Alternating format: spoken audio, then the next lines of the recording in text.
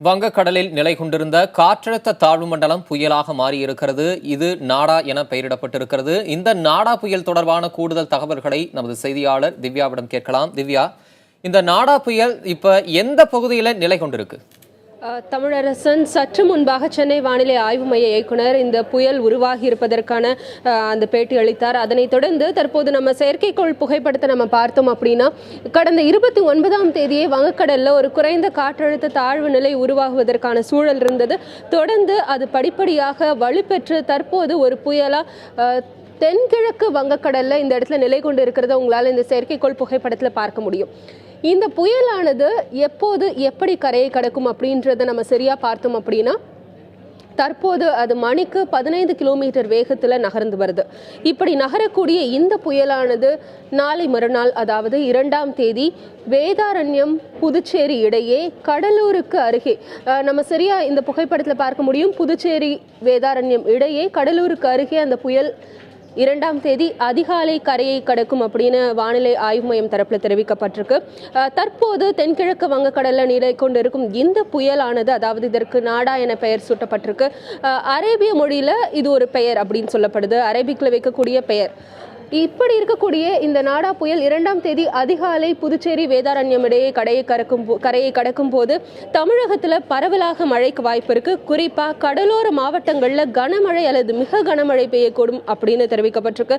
தென்கிழக்கு வங்கக்கடலில் நிலை கொண்டிருக்கிற இந்த புயலானது தற்போது வடமேற்கு நோக்கி தொடர்ந்து நகர்ந்து வருது. தமிழரசு, திவ்யா, கடலோர மாவட்டங்களில் நாளை காலை முதல் கனமழை பெய்யும் என வானிலை ஆய்வு மையம் எச்சரிக்கை விடுத்திருக்கிறது. இந்த நிலையில கடலோர பகுதிகளிலும் துறைமுகங்களிலும் என்ன மாதிரியான எச்சரிக்கை விடுக்கப்பட்டிருக்கிறது? துறைமுகங்களை பொறுத்த வரைக்கும் இன்றே காலை முதலே புயல் எச்சரிக்கை கூண்டு ஏற்றப்பட்டு வருகிறது. 1ஆம் எண் புயல் எச்சரிக்கை கூண்டு கடலூர் உள்ளிட்ட துறைமுகங்களில் ஏற்றப்பட்டிருக்கு. அதாவது ஒரு காற்றழுத்த தாழ்வு நிலை உருவாகி அது புயலாக மாறக்கூடிய அந்த சூழல் இருக்கிறது அறிவிக்கும் வகையில் புயல் எச்சரிக்கை கூண்டு என்பது ஏற்றப்பட்டு வருது. தொடர்ந்து இந்த புயலினுடைய போக்கு அதிகரிக்க புயல் எச்சரிக்கை கூண்டு அடுத்தடுத்து ஏற்றப்பட்டு வரும். மீனவர்கள் ஏற்கனவே கடலுக்கு செல்ல வேண்டாம் இன்று முதல் அப்படின்னு அறிவுறுத்தப்பட்டிருக்கிறார்கள். ஒருவேளை ஆழ்கடலுக்கு மீன் பிடிக்கக்கூடிய சென்ற மீனவர்கள் கூட திரும்பி வந்து விடுமாறு அழைப்பு விடுத்திருக்கிறார்கள்.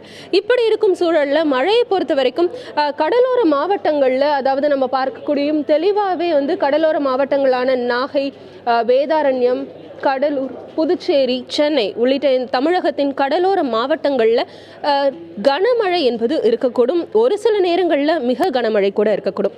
சென்னையை பொறுத்த வரைக்கும் நாளை அதிகாலை மழை தொடங்கும் அப்படின்னு சொல்லியிருக்கிறார்கள். அந்த மழை என்பது படிப்படியாக அதிகரித்து சென்னையிலும் ஒரு சில நேரங்களில் கனமழை அல்லது மிக கனமழை இருக்கக்கூடும் தெரிவிக்கப்பட்டிருக்கு. ஆனால் மக்களுக்கு இருக்கக்கூடிய பொதுவான அச்சம், கடந்த ஆண்டு போல இந்த ஆண்டும் வெள்ளம் ஏற்பட்டு விடுமோ அப்படின்ற ஒரு அச்சம் உணர்வு எல்லாருக்கிட்டையுமே இருக்கு. ஆனால் அப்படிப்பட்ட ஒரு அச்சம் தேவையில்லை அப்படின்னு சொல்லியிருக்காங்க. காரணம், கடந்த ஆண்டு சென்னை மட்டுமே மையமாக கொண்டு மழை ஓரிடத்துல பெய்தது. ஆனால் இந்த ஆண்டு சென்னையில் மட்டுமே மழை பெய்யாது, ஓரளவு பரவலாக தமிழகம் முழுக்க உள் மாவட்டங்கள்லையும் மழை பெய்யக்கூடும் அப்படின்னு தான் வானிலை ஆய்வு மையர்களும் தனியார் வானிலை ஆய்வாளர்களும் கணித்திருக்கிறார்கள். அதனால சென்னை மக்கள் அப்படி ஒரு சூழல் வந்துவிடுமோ அப்படின்ற எந்த அச்ச உணர்வும் தேவையில்லை அப்படின்னு தெரிவிக்கப்பட்டிருக்கு. எனினும் கனமழை மிக கனமழை இருக்கக்கூடும் அப்படின்றதுனால மக்கள் சற்று எச்சரிக்கையுடன் இருக்க வேண்டும் அப்படின்ற ஒரு நிலைதான் தற்போது இருக்கு.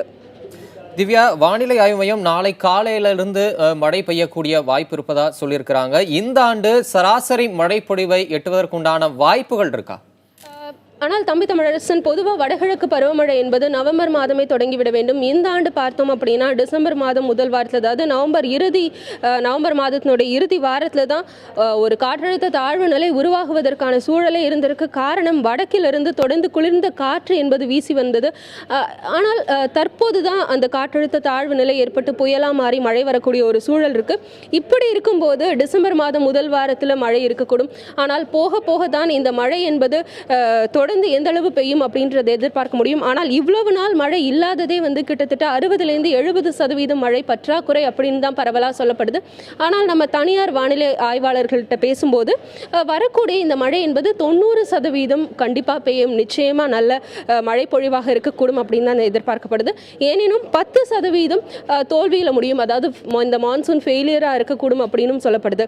ஆனால் இந்திய வானிலை ஆய்வு மையம் முன்பு என்ன கணித்திருந்தார்கள் அப்படின்னா, இந்த ஆண்டுக்கான வடகிழக்கு பருவமழை என்பது 90% இருக்கும் அப்படின்னு கணித்திருந்தார்கள். ஆனால் சற்று தாமதமாக மழை தொடங்கியிருக்கு. இதன் பிறகுதான் மழை முழு அளவை எட்டுமா அல்லது சற்று பற்றாக்குறையோடு இருக்குமா அப்படின்றது நமக்கு தெரிய வரும்.